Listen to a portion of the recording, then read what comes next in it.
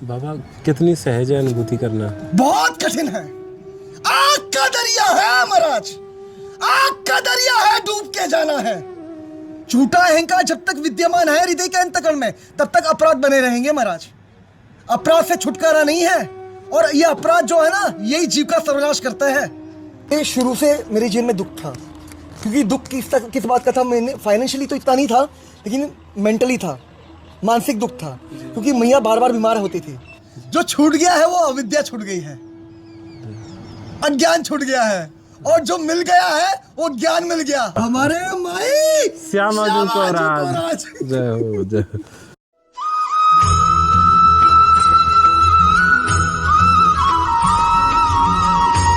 आप सभी प्रेमियों को श्री ब्रजधाम से जय श्री राधे राधे। प्रेमियों, श्री जी की कृपा से आज आप और हम चल रहे हैं जो हमारे और आपके हृदय में बसते हैं, हमारे पूज्य किशोरीदास बाबा के दर्शनों में। बहुत ज़्यादा आपकी तरफ से जिज्ञासाएं प्रेमियों मिली हैं, तो उन सब को इकट्ठा करके, यानी कि नित्य का दर्शन कराना संभव नहीं है, क्योंकि बाबा एकांतवास कर रहे हैं, बरसाना में ही रह रहे हैं। जहाँ पर रह रहे हैं वो बस श्री जी की इच्छा से, श्री जी की कृपा से, जो एक तरह से कह सकते हैं कि बरसाना वास कर रहे हैं बाबा, बहुत आनंद से एकांत में रह रहे हैं। उनका एड्रेस पता बताना कृपया करके, मतलब हमारे सामर्थ्य की बात नहीं है। तो हम और आप चल रहे हैं बाबा के श्री चरणों में, बस इतना जानने के लिए कि हमारे किशोरीदास बाबा कैसे बाबा बने। बाबा राधेश्याम, राधेश्याम जय। दंडवत प्रणाम बाबा, कैसे बाबा? जय जय जय जय बाबा राधे राधे राधे। कृपा करो बाबा, करिए महाराज, स्वास्थ्य बढ़िया है बाबा। हाँ ठीक है, परफेक्ट है। हाँ। मन का स्वास्थ्य खतरनाक है। बस वही ठीक होना चाहिए बस, और कुछ ये नहीं। तो यहाँ को यहीं पे रह इसका जाना। तो पता नहीं महाराज, लेकिन मन खतरनाक है। जय हो। तो यही बाबा, यही वचन सुन के ना आप एकदम मस्त है महाराज जी, एकदम, मतलब श्री जी की कृपा। हमारे माई श्यामा जी को राज। जय हो, जय हो। जी बस बाबा, थोड़ा समय आपको नहीं आप आदेश करिए महाराज जी। क्षमा चाहेंगे, कहीं आपको कोई भजन साधन में कोई असुविधा ना हो। मतलब आपको प्रसन्न देखना एकदम हृदय गदगद है जावे कि हमारी श्री जी मुस्कुरा रही है। मैं सच कह रहा हूँ महाराज, यकीन मानिए, लाडो रानी की छत्र छाया में खतरनाक है। यहाँ पे यहाँ का कण कण मस्त है महाराज, मैं सच कह रहा हूँ महाराज, यहाँ की प्रकृति मस्त है, बिल्कुल मस्त। बाबा यहाँ पे रह रहे हैं पिछले काफ़ी समय से, मतलब सब जैसे आपके सब प्रेमी जन है ना, आपको दर्शन करें देखें, तो सबको केवल यही चल रहा हो कि बाबा हमारे पूज्य किशोरी बाबा कहाँ रह रहे हैं, कैसे हैं, स्वास्थ्य कैसा है, दर्शन नहीं है रहे। तो एक जैसे अभी प्रेमियों आपको बताऊं कि जैसे बाबा ना अभी ब्रज के खेत खलियानन में रह रहे हैं, यानी कि बरसाना में ही रह रहे हैं अभी बाबा। और ये स्थान बताना तो संभव नहीं है, क्योंकि फिर कहीं ना कहीं बाबा एकांत भंग होगा, तो स्थान तो श्री जी कृपा से गुप्त ही है। वैसे बाबा कैसे रह रहे हैं यहाँ पे? ये सब श्री जी को है बाबा, ये यानी कि कह सके कि जैसे बालक मैया की गोद में रहता ना महाराज, वैसे ही मस्त है बालक मैया की गोद में। मैया मिल गई और क्या चाहिए। क्योंकि महाराज आप भी जानते हैं, मुझे आपको बताने की आवश्यकता नहीं है, जो अनाथ होता है ना महाराज, वो भयभीत होता है, वो हमेशा भयभीत रहता है महाराज। लेकिन जिसके पास माँ है महाराज, उसको किस बात की चिंता। जय हो, जय हो। आप सबके मतलब आपके दर्शन करने वाले सबन को एक ऐसा प्रश्न है जी कि किशोरीदास बाबा, किशोरी बाबा कैसे बने? मतलब ये नहीं मैं कुछ नहीं हूँ महाराज, यहाँ तक की यात्रा को मैं सच कह रहा हूँ महाराज, सब जादू लाडली का है, खतरनाक वाला। इसका शब्दों में बयान नहीं किया जा सकता महाराज, इसका शब्दों में वर्णन नहीं किया जा सकता। बाबा वहाँ से यहाँ तक की यात्रा में क्या मिल गए हो, क्या खो गए हो? क्योंकि हम नहीं समझ पाए कि समर्पण में क्या त्यागना पड़ेगा, क्या छूट जाएगा, क्या मिल जाएगा, और क्या मिल जाएगा बाको हम क्या करेंगे। मतलब ये सब बाबा आपके कृपा से अगर समझ पाए तो बड़ी कृपा होगी। कृष्णा कृष्णा। अब तक मतलब एक तरीके से आपको बाबा मतलब संसार में क्या छूटो क्या मिलो और क्या मिलने की अभी कमी है, क्या और मिलेगा, जो छूटो है बस क्या प्रभाव पड़ो, ये सब बाबा आप कृपा कर दें तो बड़ी कृपा होगी हमें। आपका जो प्रश्न है हमेशा खतरनाक रहता है। छक्का। अरे क्षमा करना, सिक्सर। कुछ अन्यथा हो तो नहीं, सच कह रहा हूँ महाराज, खतरनाक प्रश्न आपका है, खतरनाक खतरनाक खतरनाक। लेकिन मैं सच कहूंगा महाराज, ईमानदारी से सिद्धांत निवेदन करूंगा, मैं अपनी जर्नी तो नहीं वर्णन कर सकता शब्दों में, कि क्योंकि वो शब्दों में बयान नहीं की जा सकती, वो शब्दों में वर्णन नहीं की जा सकती, यकीन मानिए। कैसे मैं आपको समझाऊं किशोरी, क्योंकि ये जो जर्नी है ना महाराज, ये 1-2 पल की नहीं है या 1-2 साल की नहीं है, ये 16 साल की है। ये जो जर्नी 16 साल की है, और आप कैलकुलेट कर लीजिए 16 साल में कितने सेकंड होते हैं, मतलब असंख्य कह सकते हैं, है ना। उसका शब्दों में बखान नहीं किया जा सकता है। लेकिन सिद्धांत के माध्यम से आपके चरणों में निवेदन करूंगा क्या मिल गया है और क्या छूट गया है। जो आपका प्रश्न था, जो छूट गया है वो अविद्या छूट गई है, अज्ञान छूट गया है, और जो मिल गया है वो ज्ञान मिल गया। और ज्ञान क्या है? बहुनाम जन्मनाम अन्ते ज्ञानवान मां प्रपद्यन्ते वासुदेवम सर्वमिति स महात्मा सुदुर्लभ। प्रिया जो मिल गई, ठाकुर जी मिल गए, उनसे जो संबंध है उसकी स्मृति मिल गई। स्मृति मिल गई महाराज कि मेरा कोई अपना है, मेरी प्रिया जो मेरे ठाकुर जी है, ये मिल गया महाराज।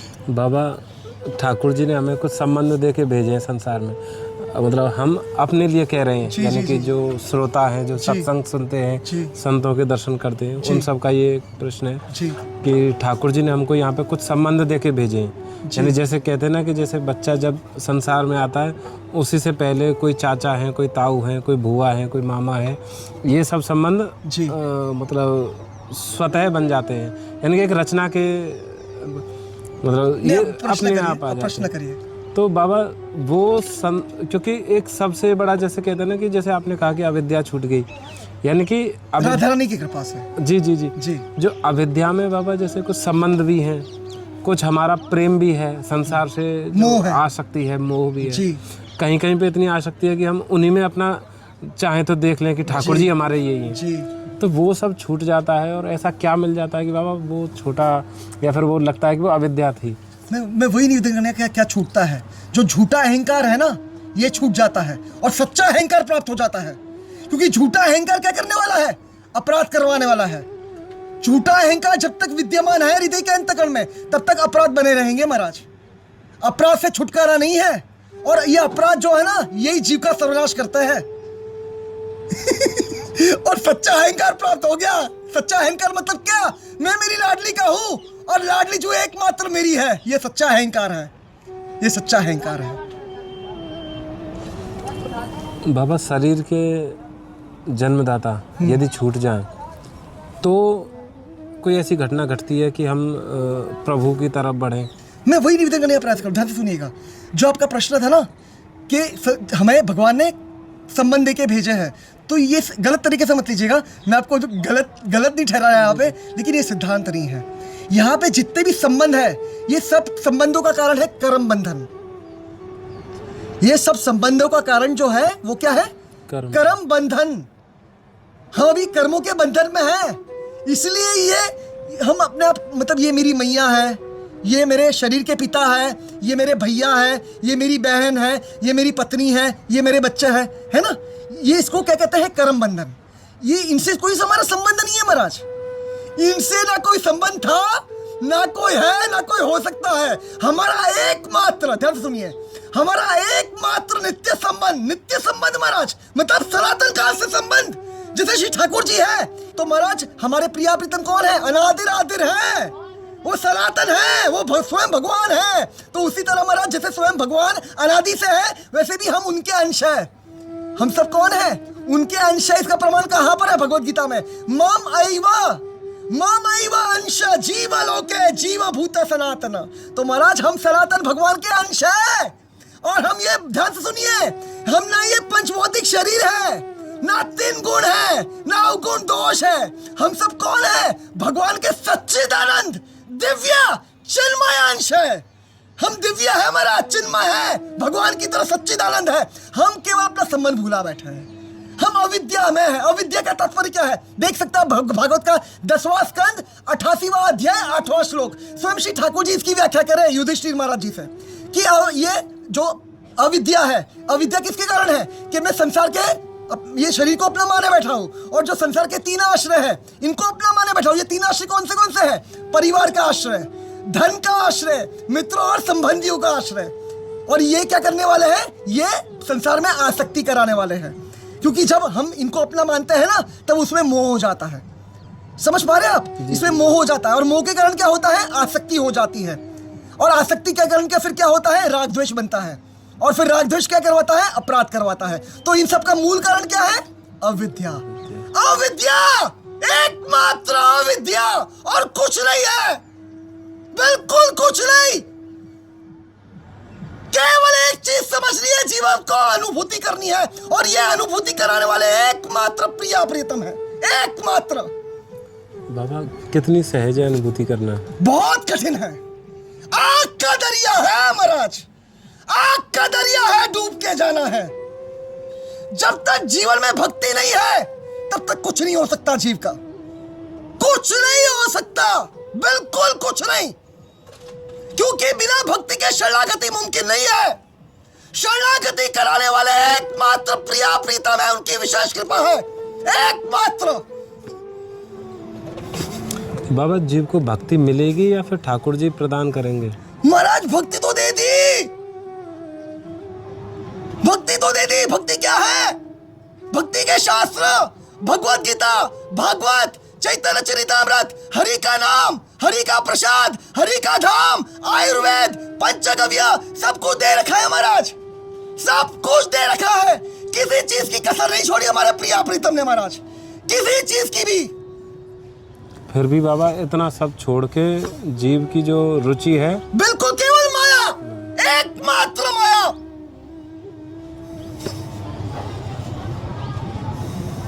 बाबा जीव की रचना ही माया के लिए हुई है, या फिर क्योंकि इतना आसक्त, जब इतना जैसे लोहे के कण चुंबक की तरफ आकर्षित होते हैं, क्योंकि वो वहाँ पे जाके पूरे हो जाते हैं, एक तरीके से वहाँ पे मिल जाते हैं। तो जब जीव की रचना हुई है प्रभु के अंश से, प्रभु का अंश है, फिर वो माया में इतना लिप्त, मतलब प्रभु की माया में इतना लिप्त क्यों? ध्यान सुनिए, जीव का स्वरूप क्या है? चैतन्य चरिता प्रमाण है, श्री चैतन्य चरितामृत का प्रमाण है। जीवेरा स्वरूप है कृष्णेरा नित्यदास, जीवेरा स्वरूप है कृष्णेरा नित्यदास। तो जीव किसका दास है? श्री कृष्ण का, और किसी से कोई संबंध नहीं, कोई वास्ता नहीं। अभी क्यों लिप्त है माया में? क्योंकि महाराज उसकी इच्छा माया की है उसकी इच्छा प्रेम की नहीं है। मैं नहीं कह रहा, हमारे षड गोस्वामी आचार्य व्रज मंडल के, जिसको शिक्षा हमारे प्रिया प्रीतम ने प्रदान करी चैतन्य महाप्रभु जी के स्वरूप में, उन्होंने वर्णन करा। यहाँ पर एकमात्र जो योग्यता चाहिए वो है तीव्र इच्छा। हमारे अंदर तीव्र इच्छा होनी चाहिए भक्ति करने की महाराज।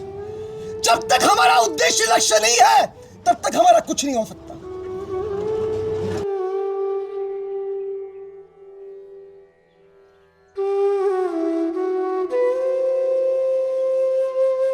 यहाँ पे 2 चीज स्पष्ट करना चाहूंगा मैं। सबसे पहले यहाँ पे वैराग्य नहीं चाहिए महाराज, वैराग्य से भगवान नहीं मिलता है। मैं झूठ नहीं कह रहा महाराज, स्पष्ट रूप से प्रमाण है भागवत का। ना वैराग्य से मिलते हैं, ना भगवान ज्ञान से मिलता है, वो मिलते हैं भक्ति से। दृढ़ अनन्य राग भक्ति से मिलता है। यहाँ पे राग चाहिए, और वो भी राग नहीं, एरागेरा वा राग नहीं, विशेष राग। कौन सा राग चाहिए? विशेष राग, प्रियाजू के चरण कमलों का। लेकिन ये कब होगा? जब प्रियाजू की प्रेम की अनुभूति हो जाएगी। ये कब होगी? जब श्री ठाकुर जी विशेष कृपा करेंगे। श्री ठाकुर जी कब विशेष कृपा करेंगे? उसके लिए भक्ति के मार्ग को लक्ष्य निर्धारित करके चलना पड़ेगा ईमानदारी से।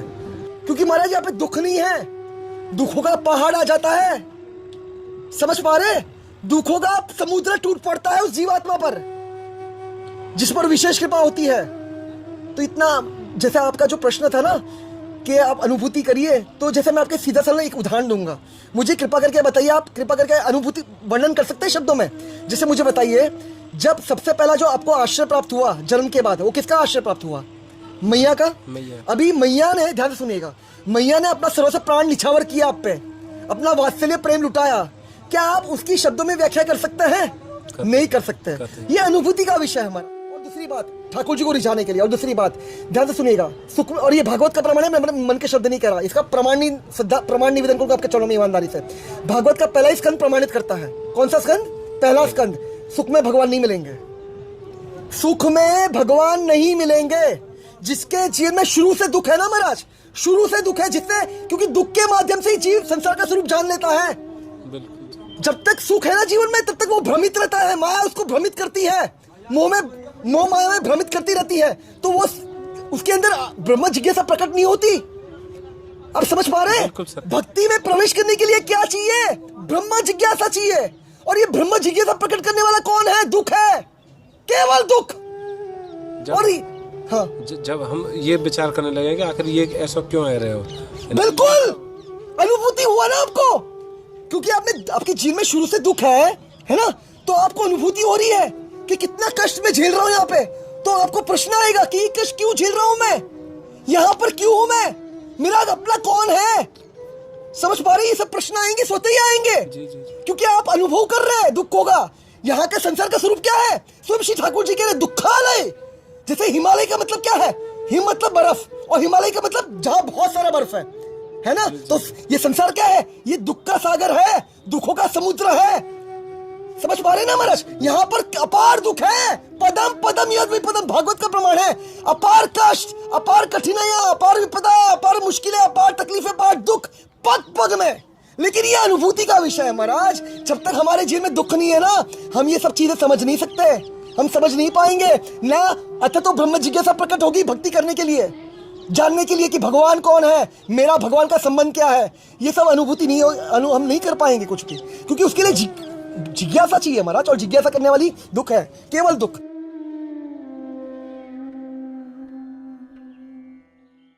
शुरू से मेरे जीवन में दुख था, क्योंकि दुख किस बात का था? मैंने फाइनेंशियली तो इतना नहीं था, लेकिन मेंटली था, मानसिक दुख था। क्योंकि मैया बार बार बीमार होती थी, हर 3-4 महीने अस्पताल में एडमिट होना पड़ता था मैया को। तो मैया को कष्ट में देख के तकलीफ होगी नहीं बच्चे को, तो उसी कारण वो मेंटली प्रॉब्लम था, मतलब मानसिक तनाव था, मानसिक कष्ट था।